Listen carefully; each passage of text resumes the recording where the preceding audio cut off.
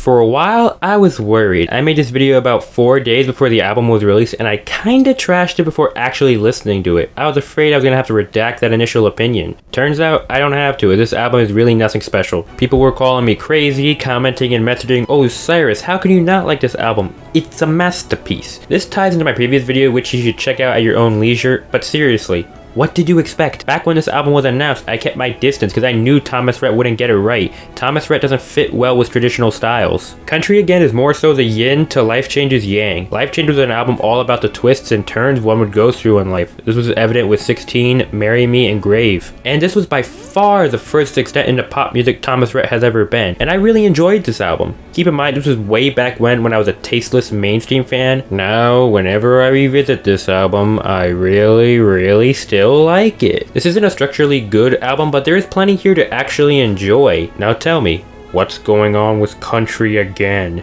This album is fundamentally broken. For an album all about regaining his roots, it feels like you don't have roots to begin with. This album's entire message is, I have a great life, I have beautiful children, a perfect wife, a great father, and I'm like, okay, but that's it? You don't have any flaws, no substantial problems? Nope.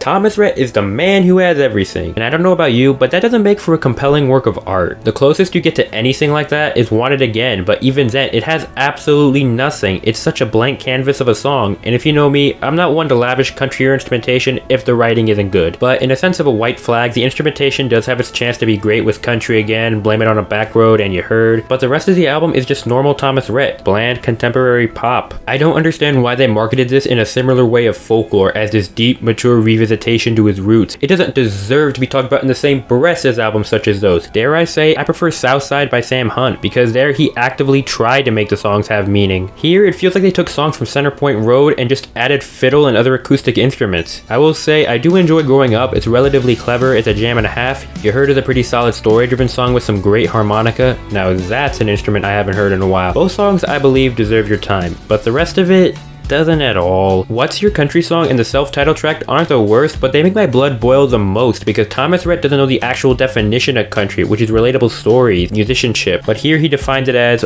oh, let's reference so many artists as possible. How many times can I say I like Eric Church?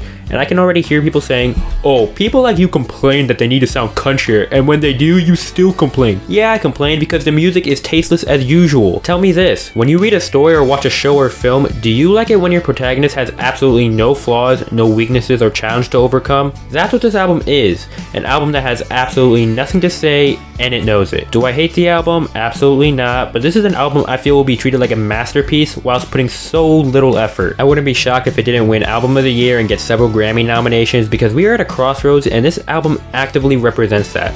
Either we glorify the sound and lose the substance, or we push artistic bounds and keep it. I'm giving it a 5.9 out of 10 because it doesn't deserve a decent 6 out of 10. Out of the Country Sound trilogy, it's definitely the weakest of the bunch. Life Changes still holds the title for the best Thomas Rhett album because it put his actual life into the album. While here, he didn't do that at all in my personal opinion. And you could argue songs such as The Guys Who Date My Girls does, but it's not like that song is saying anything important either. Also, I know how bad Put It On Ice is, but with how mediocre the album is overall, honestly, who cares? I wanted it to be good, but it's Thomas Rhett. I think that says it all.